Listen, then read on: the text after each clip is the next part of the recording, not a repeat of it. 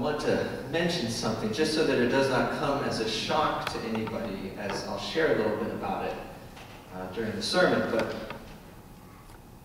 as many of you know, David had a bout with congestive heart failure, and we sent out a prayer request, and we're all very aware of that. We sent out a prayer request, and that was on Tuesday. And actually, it was a time at least that David and I got to spend together in the emergency room. And so we are all in prayer for him and miss him. And David, I have no doubt that you and your family are watching, so we say hi from the virtual world.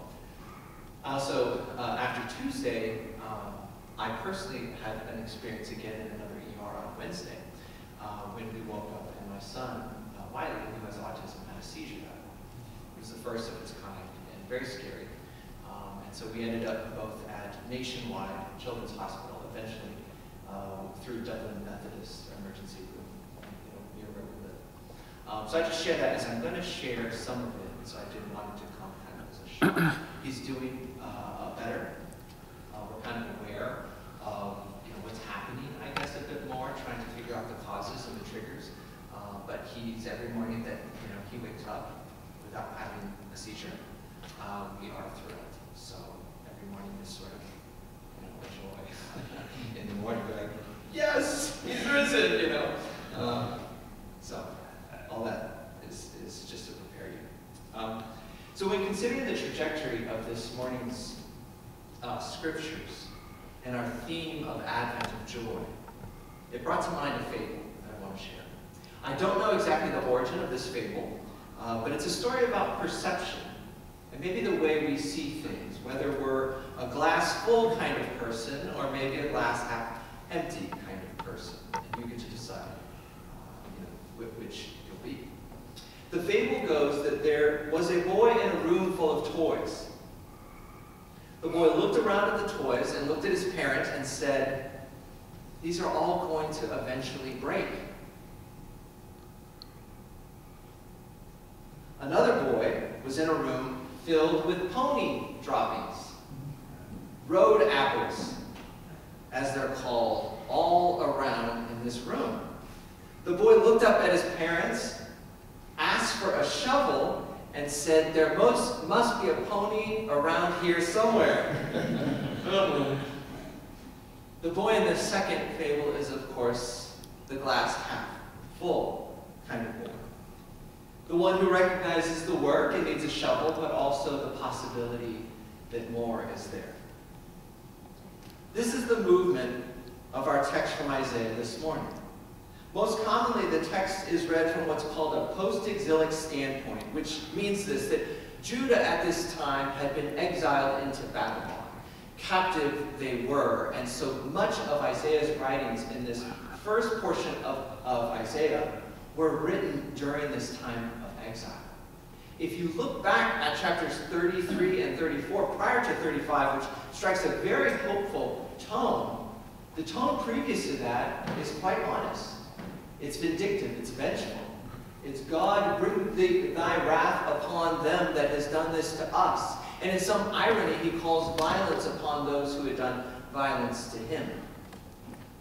Isaiah 35 moves from that place and moves to a place of hope, which, having acknowledged the pony droppings in the room, or road apples, moves to a place of hope and restoration, a vision of blooms and streams in the desert where the lame shall leap like deers and return to Zion without concern. The prophet looks up in his room and sees what is around him honestly, understanding the limitations, but also then seeing beyond to what God can do, seeing both what is and what can be. And I want to contend that the eyes of faith can see both joy and honesty simultaneously. Now, on a personal note, I have many reasons for joy today. I'm celebrating Brittany Griner's release from a penal colony in Russia, which was wonderful news. Every day I woke up and thought she's still there. I'm also celebrating that David Tomasacci's health, his return, His life is in good hands, and his family is here supporting him, and he is back, at least not fully, but in part to himself. I'm also celebrating that our son Wiley had a return to health after what was a traumatic Wednesday, a seizure that he experienced that morning. I'm celebrating that Drew is graduating, that Philip came in today out from the cold. I have much to celebrate. And in fact, I could pack it in today and simply say, let joy be with us. Thank you, Christ. Yet once I move beyond my admittedly comfy corner of the world, where medical insurance is somewhat of a boundary and a hedge, where a heated home keeps us warm, schools that work with my son who has special needs, I also still recognize that though Brittany Griner was released, that Paul Whelan remains in a Russian penal colony, 3 years into what is a 16-year sentence for espionage. I also recognize that Wiley is now prone to having seizures, so the Davis family is on high alert each and every morning. We check his bed at night. Is he okay? Is he breathing comfortably? Sometimes we wake him up when we do this, which doesn't help. We feel somewhat helpless. There seems to be in Advent even, and in most of life, for those who choose to see it this way, there is both a shovel and a pony. There's diligent work that needs to be done through honest assessment, and the promise that God isn't finished with us or with you or with this world yet. And the belief that there is grace somewhere in this room. I met a kind man about 7 years ago at an American Baptist regional Christmas dinner. It was one of those times where you just sort of hit it off with someone. I don't know if we had a shared energy or what, but we ended up having dinner together around a table with another couple. And during our collective dinner conversation over chicken and salad and iced tea, this gentleman, who was not old, he was in his 50s, I would have imagined, mentioned that he and his deceased wife used to, and then I really didn't hear anything after that. It was an unexpected conversation, and it caused me to pause. And so I just simply said, I'm sorry for your loss. And he said, thank you. It was about 4 years ago. I said, unexpected, I'm guessing, though I don't want to pry. He said, no, actually, I like telling the story about my wife. I like this. It helps me through the grief. Besides, I just love to talk about my wife, he said. As he recalled his wife's passing, her battle with a rare and severe form of cancer, he used words like mercy and God's timing and blessing interwoven with each telling of the trip to the oncologist or a particularly rough night. The man wasn't blind to the pain of missing his spouse. He acknowledged the loss and the pain, but yet there too he recognized that even there, even in that crisis, even in his loss, and in his children's loss, that he could speak of things like grace and blessing and mercy. He said, 15 years. I had 15 years with her, Adam, after she was diagnosed. The doctors didn't expect her to live much more than a year when she was first diagnosed. But we, and this, he said, I consider a gift from God, I believe, landed in the lap of a doctor who at the time was at the cutting edge of cancer research. And the only reason they found the cancer at all was because of a coincidental chest x-ray that had nothing to do with her cancer. 15 years, he said, 15 extra years with my spouse. Those are the gift. Those are the blessing. That is Christ's mercy. And I remember them with joy.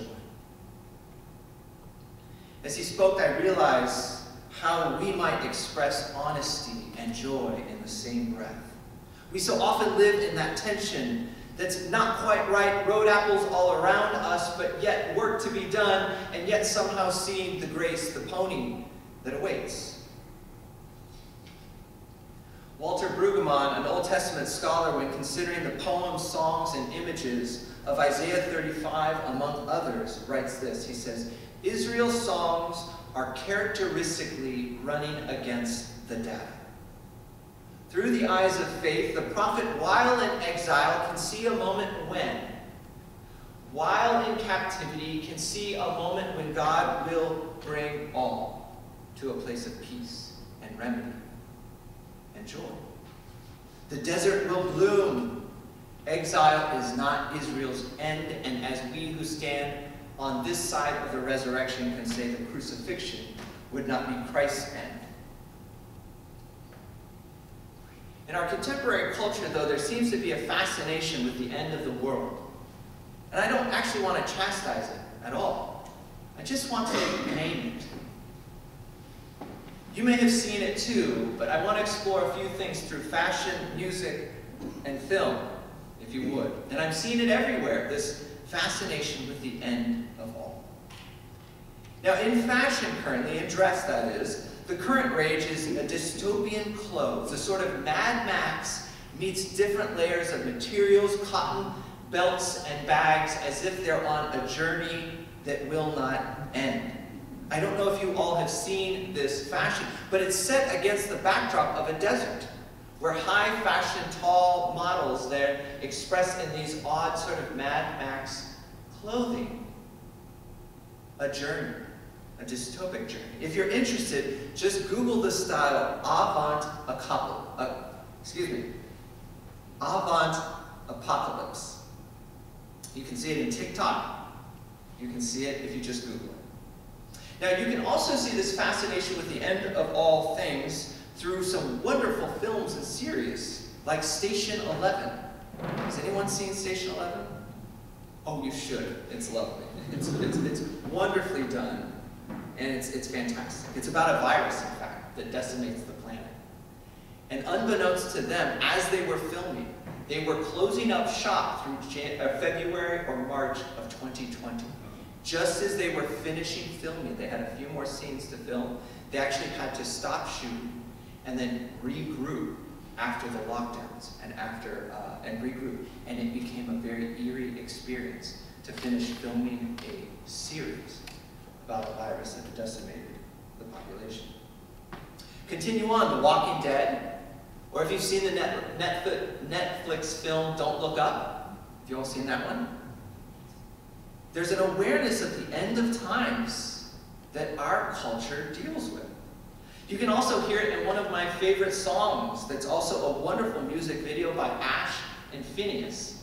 For those of you who don't know, Phineas is actually the brother of Billie Eilish. Has his own music as well, quite talented.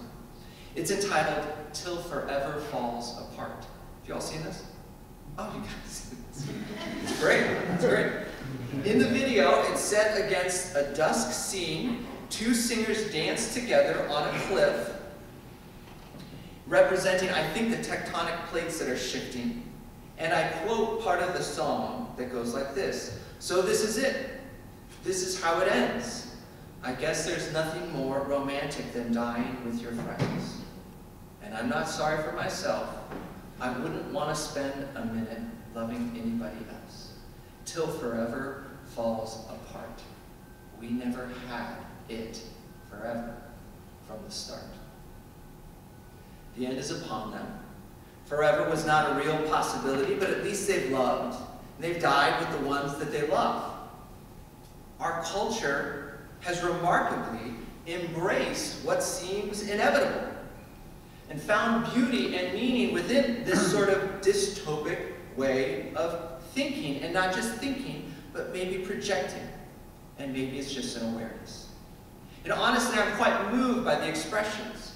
It takes incredible strength to embrace what feels like a preset, determined future, an ending that was determined by previous generations, which did little to acknowledge the damage being done, whether financially or environmentally. You young folks have it rough. Yet within these images of art and fashion and film, I just want to submit also the poetry of Isaiah.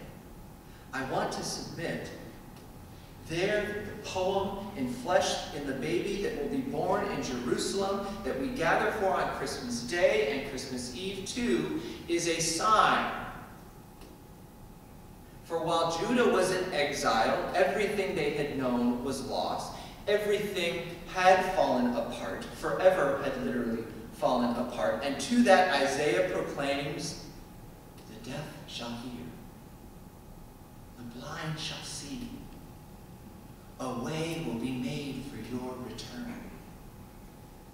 And likewise, in Matthew, John the Baptist, who while in prison, unsure of his own message, unsure of Jesus' identity, says, are you the one?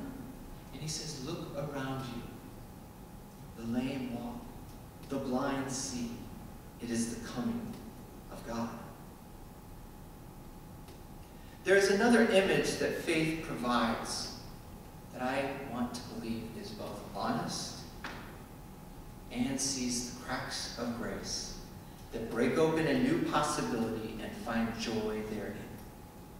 And so this week, this Christmas season, I encourage you as you look at this world, as you listen to the news, as you imagine whatever is next, may we be like the child who asks for a shovel and then starts looking all around for the grace of Christ around us. Amen. I invite you to just a time of quiet reflection as we linger in silence.